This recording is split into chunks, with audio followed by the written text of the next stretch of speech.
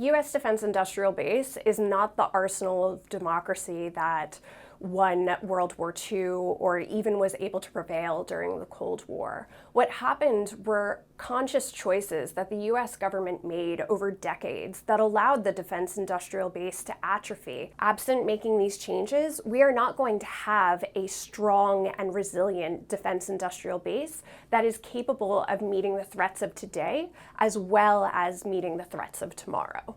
One of the things that we talk about in the report is that it can be really hard for businesses to do business with the Department of Defense. There can be really steep overhead costs, from standing up new production lines to navigating all of the contractual hurdles that come with trying to introduce new flexibilities into manufacturing. For years, the U.S. government has pushed defense companies to do just-in-time production, to be as efficient and lean as possible. What we've found in more recent times is that the defense industrial base can't surge production.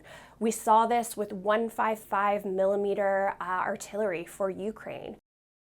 One of the things that the government can do, especially at the White House level, is utilize Defense Production Act Title III authorities through presidential determinations, which can allow for investments in different production lines or provide for loans and subsidies, or even the direct purchase and installment of equipment that would offset some of those really prohibitive overhead costs.